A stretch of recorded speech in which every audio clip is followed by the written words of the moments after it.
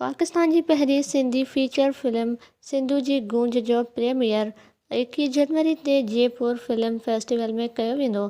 राहुल एजाज़ जी हिदायतकारी में ठहंदड़ सिंधी फिल्म सिंधु जी गूंज जी कहाणी सिंधु दरिया ऐं उन जे भरिपासे आबाद माण्हुनि जी ज़िंदगी ते मुश्तमिल आहे।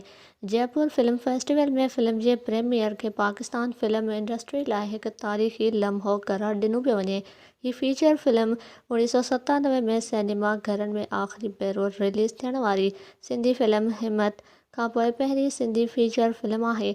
हीअ फिल्म 3 बैनुल अक़वामी फिल्म स्टूडियोज़ जे गॾियल ताउन सां ठही आहे, जंहिं में पाकिस्तान, ॾखण कोरिया ऐं बांग्लादेश जी प्रोडक्शन स्टूडियोज़ हिसो वरितो आहे।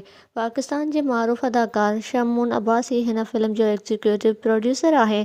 यादि रहे त ॼाणायल फिल्म जो वर्ल्ड प्रीमियर 16 जनवरी 2025 ते कराची में सैनीपैक्स सिनेमा ओशन मॉल में थी चुको आहे।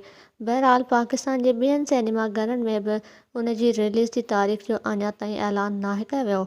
सिंधु जी गूंज खे जयपुर फिल्म फेस्टिवल में 21 जनवरी ते नुमाइश लाइ पेश कयो वेंदो। फिल्मी शौक़ीन पाकिस्तान जे सिनेमा घरनि में हिन फिल्म जी नुमाइश जा मुंतज़िर आहिनि।